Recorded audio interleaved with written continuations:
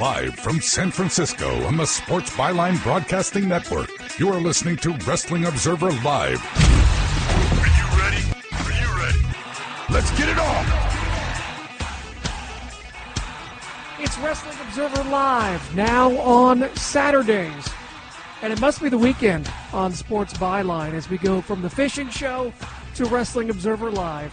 Two shows that talk about mullets, although completely different kinds of mullets. By the way, speaking of mullets, happy birthday to Ricky Morton of the Rock and Roll Express. I believe he's 63 years old. 63 years old, and he's going to be competing for New Japan Pro Wrestling. Just amazing. I mean, I'll be lucky to still be around when I'm 63, let alone still going the way Ricky Morton is. That's just awesome. I'm Jim Valley, and again, we are live, and I am back here on the Sports Byline Broadcasting Network. You want to call in and talk some wrestling, we can do it right now at 1-800-878-PLAY, 1-800-878-7529, and you can call up and chat. I don't have texting the way Brian does during the week, but you can tweet at me at Jim Valley on Twitter, so be sure to connect with me there. I'm so close to 3,000 Twitter followers, which is nothing in the world of Twitter, but for me, it's a big deal. So I'm like 20-some away. So if you want to help me out, follow me at Jim Valley or call today, 1-800-878-PLAY, 1-800-878-7529. And we got some stuff to talk about. NXT debuting on the USA Network, really strong rating. Will they be able to sustain? And what will happen on October 2nd when AEW Dynamite debuts on TNT? And speaking of AEW, Kenny Omega had some controversial comments about some of his fellow wrestlers on NXT. Was he being real? Was it a wrestling angle? We'll talk about that. We'll get your thoughts as well. 1-800-878-PLAY, 1-800-878-7529. We'll talk about that and much more as we come back. Wrestling Observer live on the weekend here on the Sports Byline Broadcasting Network.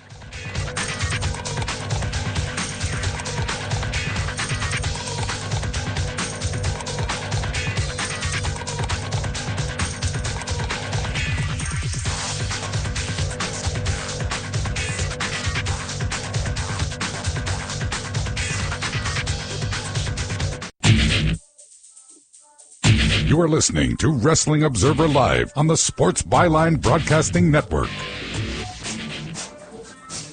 It's Jim Valley on Saturdays. Matter of fact, Saturday, the 21st of September. Scott, are you going to play me some September, some Earth, Wind, and Fire today? You're no self-respecting radio guy if you can't do that. Come on, you've been in the business a long time. You know, that's the way it works. You have to do it. This business was built on cliches. But anyway, Jim Valley, Wrestling Observer Live, 1-800-878-PLAY, 1-800-878-7529. We're here Monday through Friday, 3 Eastern, noon Pacific, Sundays, 6 p.m. Eastern, 3 p.m. Pacific, and Saturdays, 1 p.m. Eastern, 10 a.m. Pacific. Replays of the show, 2 p.m. Pacific on Saturdays, 4 p.m. Pacific, after Wrestling Observer Live on Sundays. And no matter when you hear this show, coming up next is going to be Ring Talk with Pedro Fernandez. So stand by. We've got lots of combat sports talk here on Sports Byline with Jim Valley and Pedro coming up. 1-800-878-PLAY. Let's go to the phone lines where we find Ryan. Ryan, what's going on, man? I have a question about the Wrestling Observer Hall of Fame on the people that vote. I think what keeps people like Kevin Nash, Bill Goldberg, and the Ultimate Warrior out, it's like their work rate. You think like a lot of emphasis is put on that when people were voting?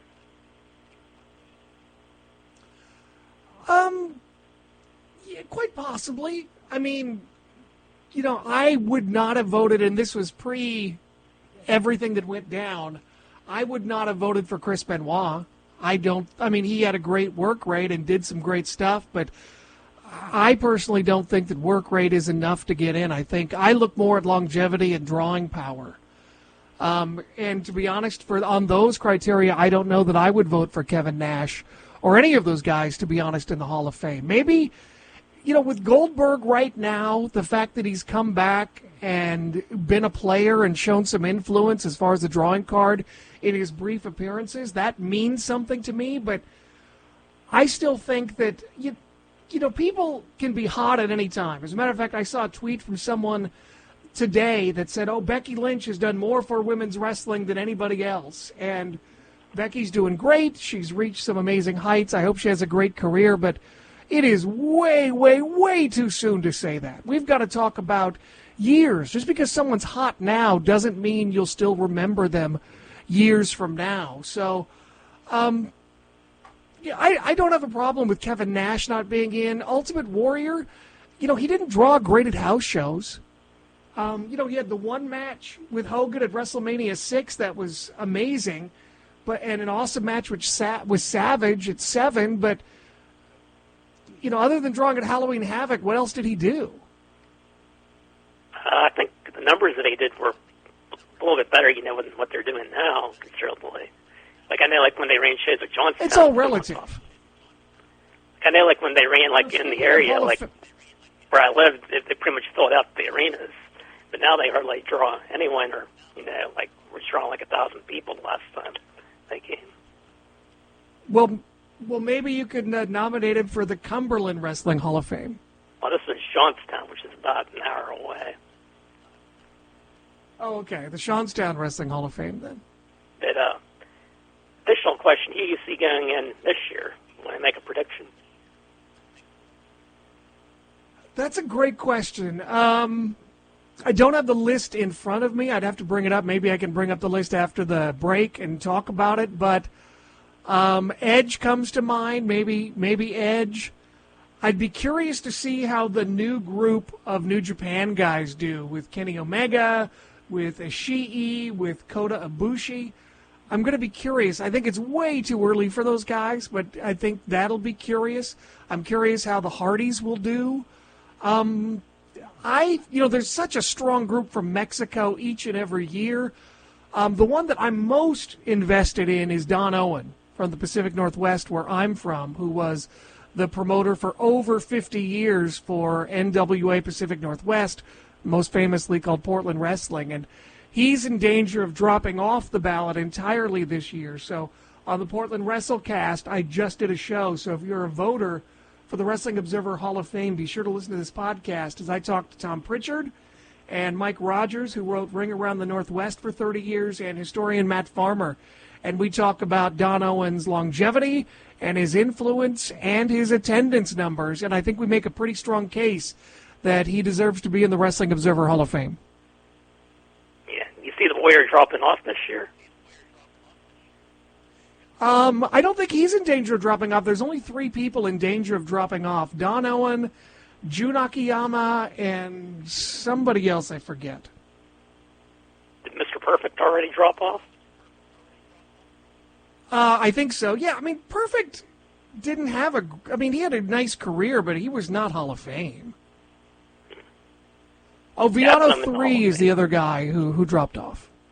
Who's in danger of dropping actually off. Like Mr. Perfect because he was the one that he trained Blockwinkle, and that just will always remain in my mind in my childhood. Perfect was great, and, you know, it's great to have a childhood hero. It's great to be a fan of anybody, but when Kurt Hennig was Mr. Perfect and he was against Hulk Hogan around the house show loop, he wasn't a big draw. He didn't main event any pay-per-views that I'm aware of. He's got a couple of famous matches, but not that many.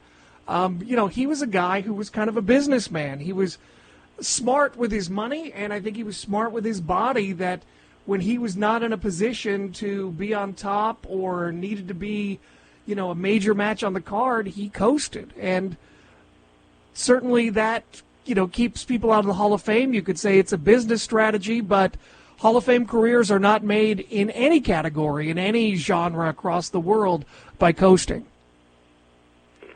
I think a lot of people miss his work in the AWA, which is probably his best in-ring work, I would say. Great in-ring work, but he wasn't a draw. Probably the biggest house he ever worked as AWA champion was probably when he lost the title to Jerry Lawler, and that was Lawler drawing that house in the Mid-South Coliseum. All right.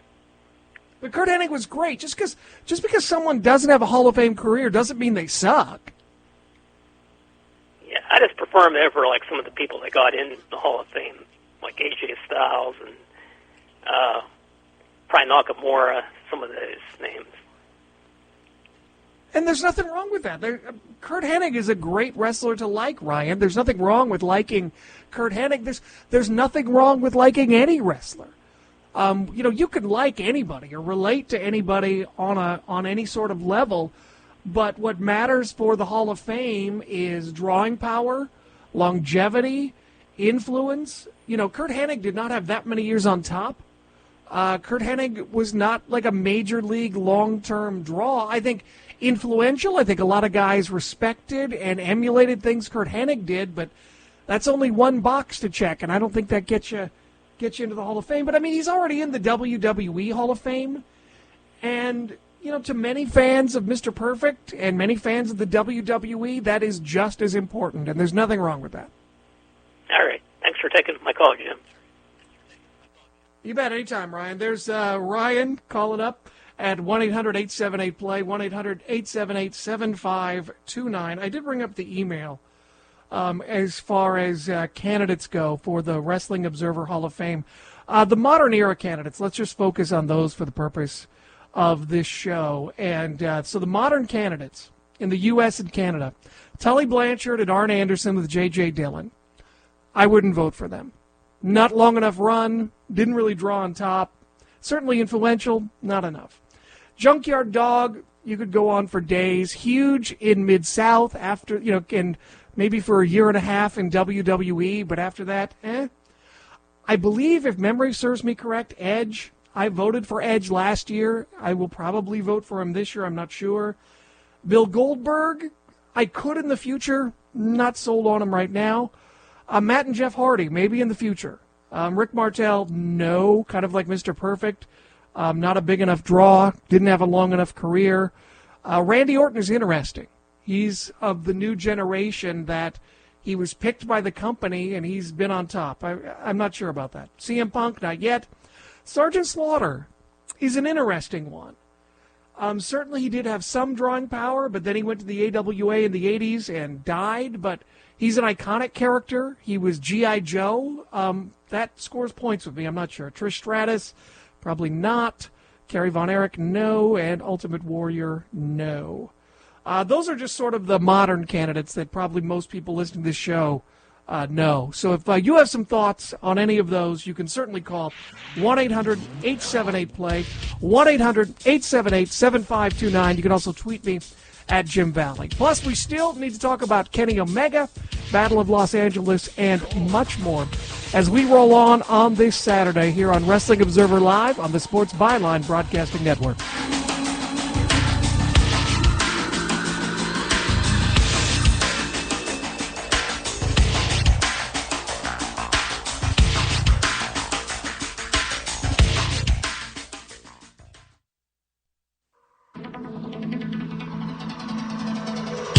You are listening to Wrestling Observer Live on the Sports Byline Broadcasting Network.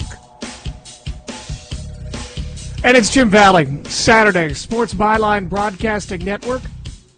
Also on Sirius XM on the Dan Patrick channel. And streaming at sportsbyline.com. 1-800-878-PLAY, 1-800-878-7529. You can catch us Monday through Friday, 3 Eastern, noon Pacific, Sundays, 6 p.m. Eastern, 3 p.m. Pacific, and Saturdays, 1 p.m. Eastern, 10 a.m. Pacific, and replays of this show, 2 p.m. Pacific, Saturdays, 4 p.m. after Wrestling Observer Live on Sundays, and no matter when you're listening to this show. Coming up next, Ring Talk with Pedro Fernandez. By the way, Hacksaw Jim Duggan, apparently in the hospital with some unknown illness or for unknown reasons. So whatever it is, we certainly send all of the best vibes to Hacksaw Jim Duggan. I hope he's doing okay. It's very secret. No one is saying what it is. All we know is that he's in the hospital. So hopefully it's something minor and he'll be back out and being his lovable self in the very near future. Battle of Los Angeles last night and tomorrow night. Dave Meltzer was there. You can find his report at WrestlingObserver.com. When I was texting him yesterday, he thought that Jake Atlas and Jungle Boy had an awesome match won by Jake Atlas. He also really liked Aramis. Is it Aramis? Aramis? Anyway, he thought he was great. He hadn't seen him before. No show tonight, but Bola wraps up tomorrow night. And I understand that Tony Khan is going to be there and other people from the wrestling world. I mean, there is a talent war going on right now like you would not believe. It's been a long time since that happened.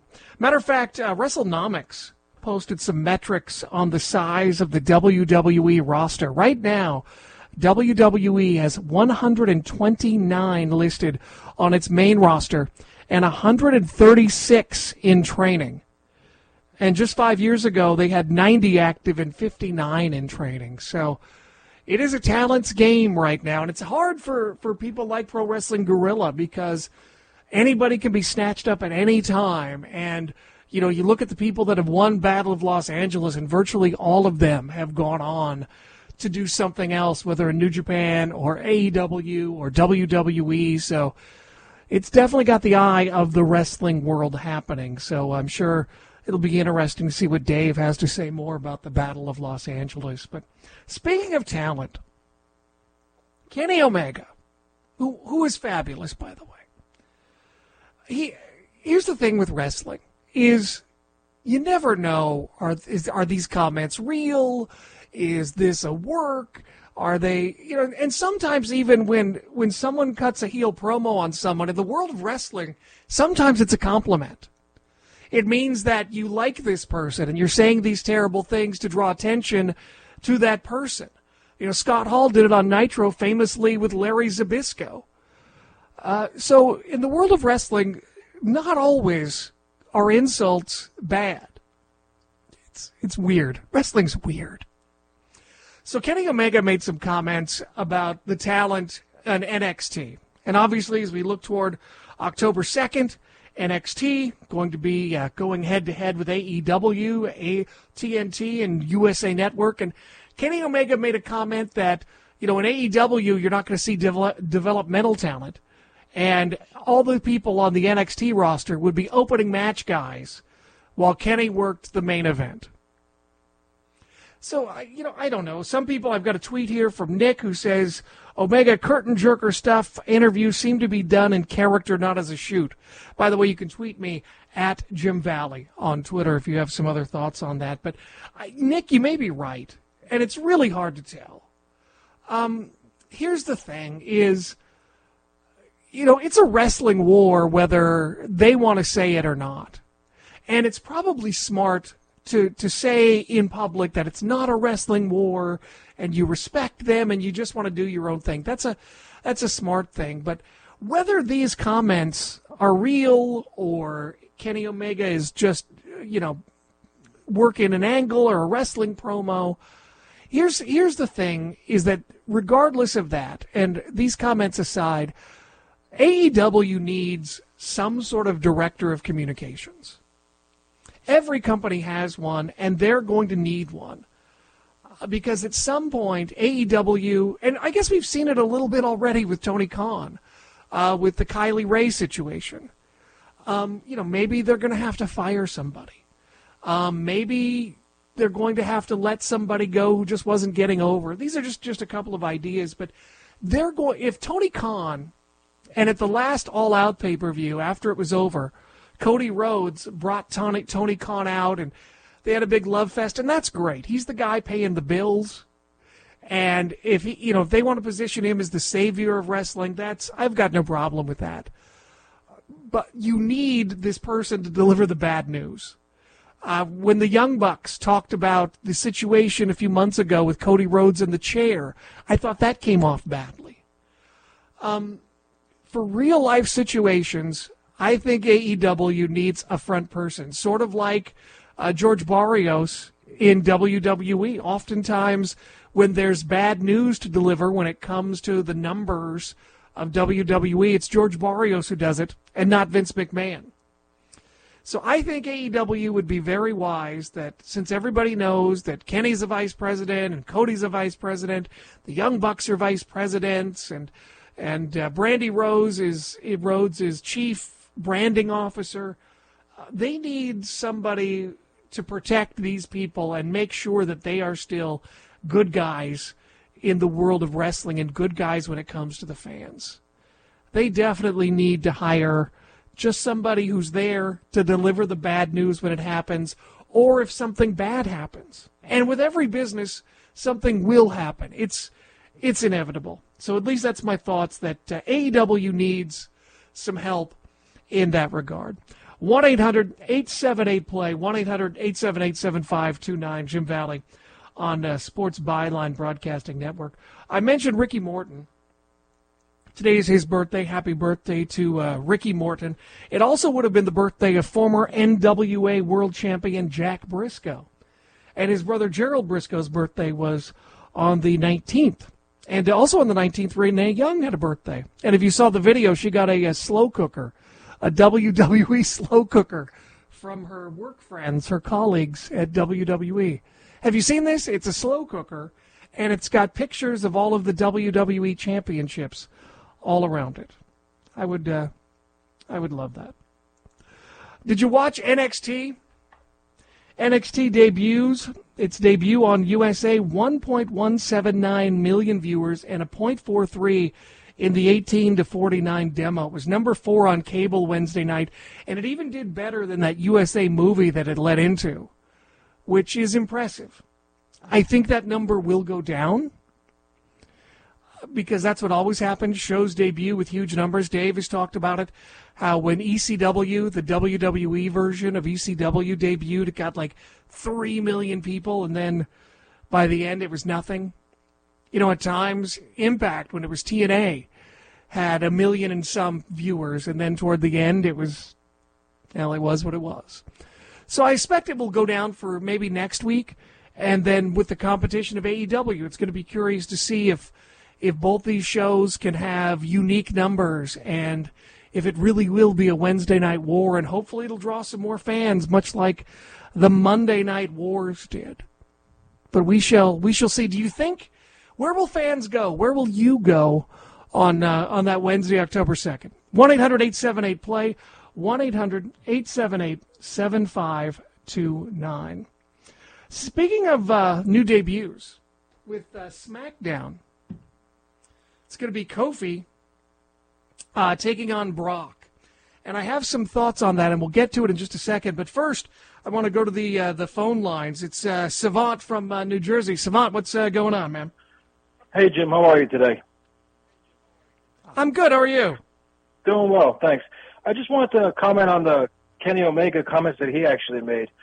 I tweeted you yesterday, and I'll say the same thing on the air. I really thought it was a really kind of a cheap shot for Kenny to go that route.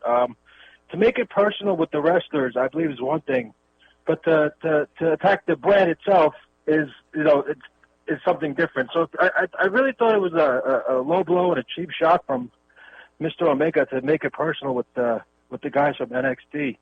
With that being said, do you think by him making those comments, do you believe he's putting just so much more pressure on his AEW roster himself from with the comments he made, and for them to they have to step up their game now, and I guess just the pressure that he's putting on his own company by those comments?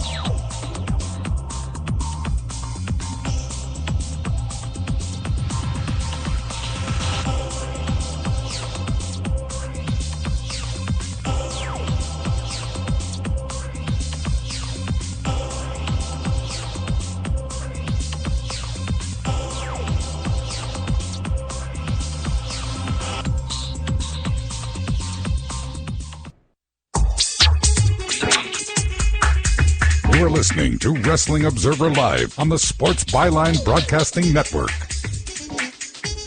Jim Valley, Sports Byline Broadcasting Network, Wrestling Observer Live. You can call in right now, 1-800-878-PLAY, 1-800-878-7529.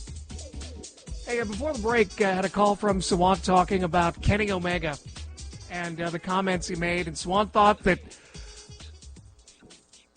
maybe kind of a low blow.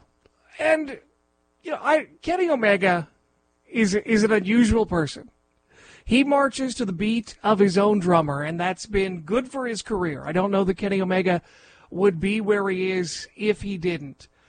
But that said, Kenny Omega isn't just Kenny Omega anymore. He's not just speaking for Kenny Omega. Everybody knows he's a vice president. So you've got to temper your words because a lot of people will get the perception maybe that this is a company line he's saying. But again, like I said before, I totally see what Savant is saying, how he thought it was a low blow. And there's a lot of great talent on that NXT roster. And the people that are on NXT aren't developmental. Certainly they could use some extra polish. But are you telling me that Keith Lee is developmental? Are you telling me that Adam Cole, Bay, is a developmental talent? Are you telling Io Shirai, who you could make a case that Io Shirai is a better wrestler than Kenny Omega? And she is not developmental. She's in NXT, but she could literally do anything. Why she's not, that's up to management. But Io Shirai is incredible, and she's just there.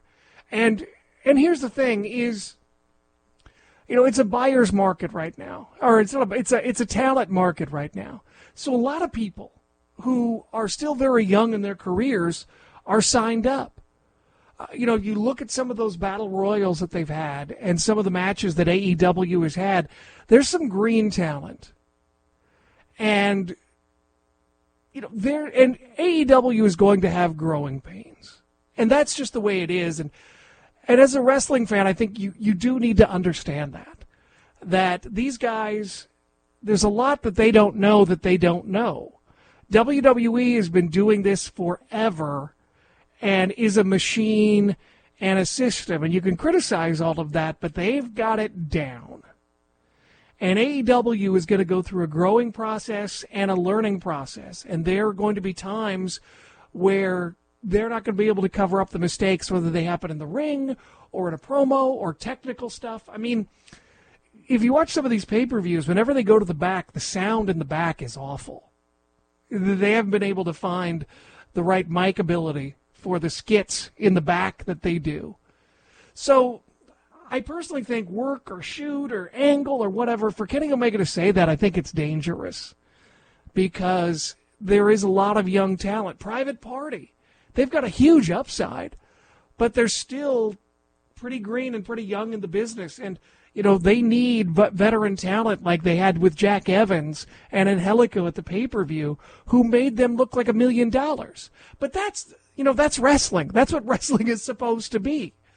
Wrestling is a magician where you've got a guy like Jack Evans who's been around for 20 years, and he can be in the right place and sell in the right way and make Private Party, make them look amazing and build new fans and draw money because people believe in Private Party. There's nothing wrong with that. That's wrestling. But it probably is, I don't know. If I'm behind the scenes in AEW, they need a communications person to kind of go, okay, guys, look, I know you're vice presidents, but there are do's and don'ts in the world of communications, and that one is a don't. But I worry is a strong word, but I have concerns about Kenny Omega. Kenny Omega, again, like I mentioned, he marches to his own drum. And I've watched Kenny Omega since he was in DDT. And I loved Kenny Omega, but now Kenny Omega is maybe the best wrestler in the world. He's a main event guy. He's the guy that AEW, likely the babyface, they're going to build around. And I worry that maybe one of the reasons Kenny Omega did so well in New Japan was that they protected him from some of his instincts. And I worry again, it's a strong word, but I have concerns that Kenny Omega doesn't understand that he's a top guy now. And going back to DDT and doing a mixed tag team match is fine. There's nothing wrong with doing a mixed tag team match. But DDT is a pretty goofy promotion, and they do some pretty goofy things. And when you're a top guy, you've got to protect yourself. Every top guy in the history of the business has done that.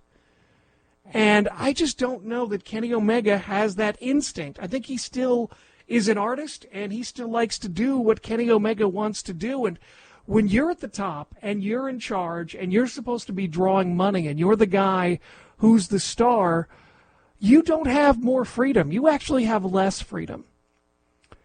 And I'm not saying it's going to happen, but I would be concerned that Kenny Omega could do something to damage his image, do something silly, do something dumb. For example, those videos, is it Being the Elite, where he's like crying over stuff and he's being emotional that he's on a losing streak? No wrestler, unless you're Dwayne Johnson, unless you're Cody Rhodes, who went to acting school, there's no wrestler who's a great actor. I don't know. I think Kenny Omega needs to do a better job of being protected to make sure that he doesn't damage his image and doesn't cost him money. And sometimes your greatest strengths can be your greatest weaknesses. And I'm not saying it's going to happen, but there definitely seems to be wind blowing that there's risk there. There's risk there to let him go out and do whatever he wants. And, in DDT, maybe he wrestles the Giant Panda or wrestles Giant Vader, or just, I don't know.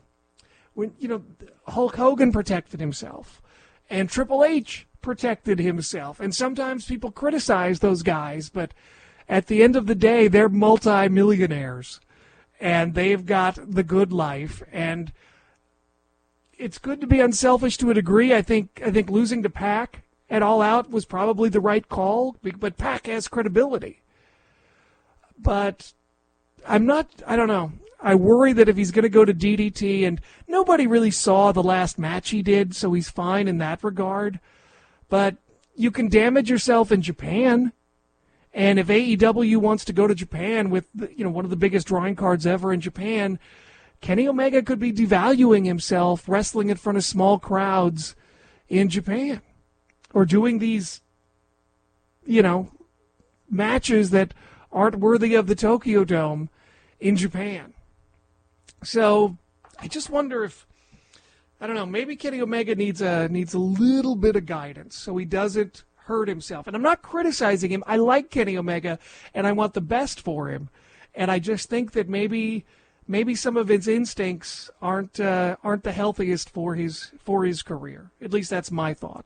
If you have a different thought, if you think he should just go back to wrestling little girls and do exhibition matches like that, you certainly have your opinion. You can tweet me at Jim Valley or call it 1-800-878-PLAY, 1-800-878-7529. Before the break, we're talking about SmackDown on Fox, and they announced that Kofi Kingston defending his championship against Brock Lesnar. And it's probably time for Kofi to lose the championship. I like Kofi, but he's not had great matches, and maybe that's just the agenting, what they want him to do. But it's probably time, and to be honest, this is the time of the year where we need to build for WrestleMania.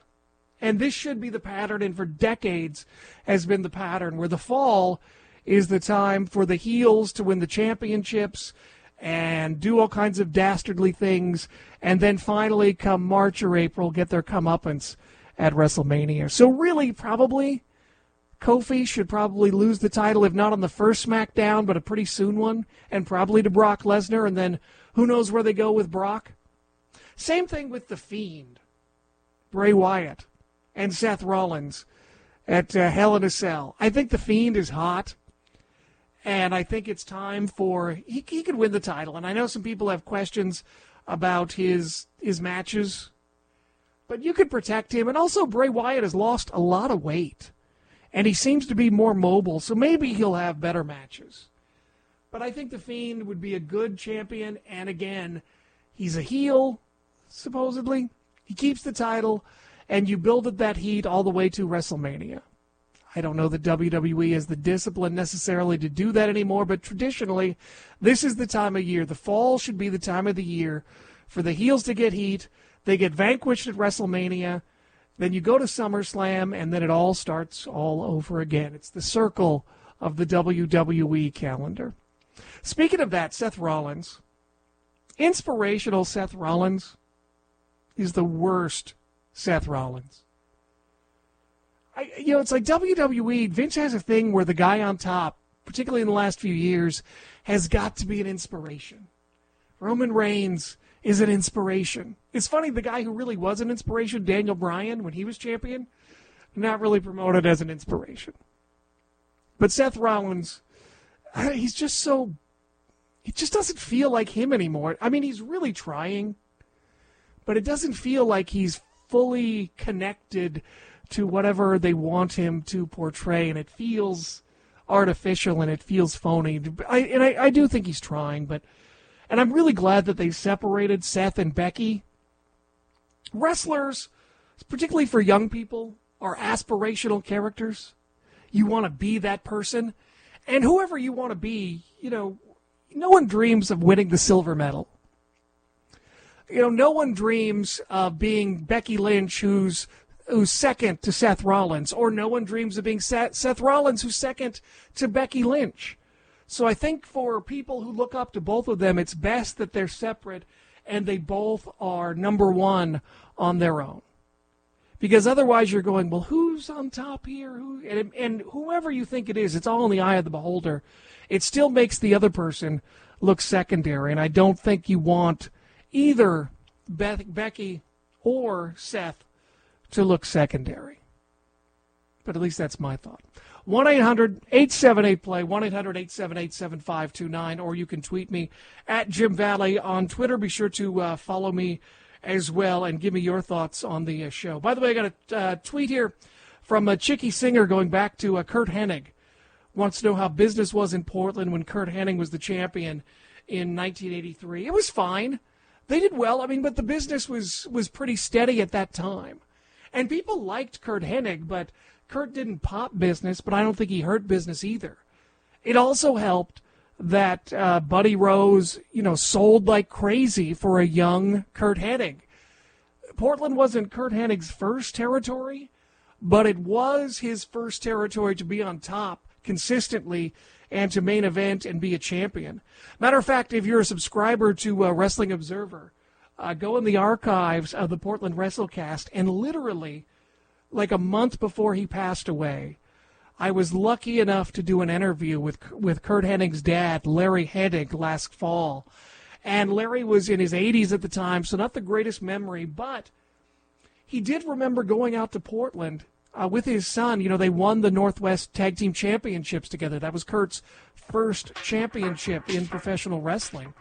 And the whole family came out, and they made it a vacation. So some great family memories in the archives if you go to the Portland Wrestlecast for subscribers of WrestlingObserver.com. I like this show, and as they always say on NBC, if you haven't seen it, it's new for you. Jim Valley, Wrestling Observer Live, now on Saturdays, 1-800-878-PLAY, here on the Sports Byline Broadcasting Network.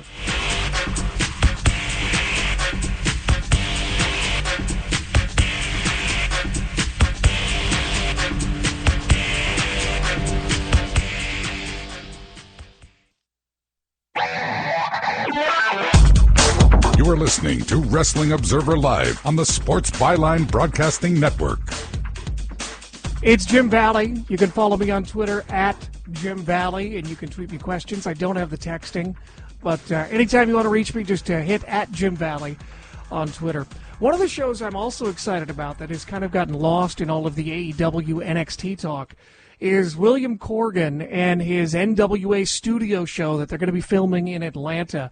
Jim Cornette is the new color commentator, and I just want this show to be different. I want this one to be unpolished. I want this one to have jobbers. I don't want a ramp.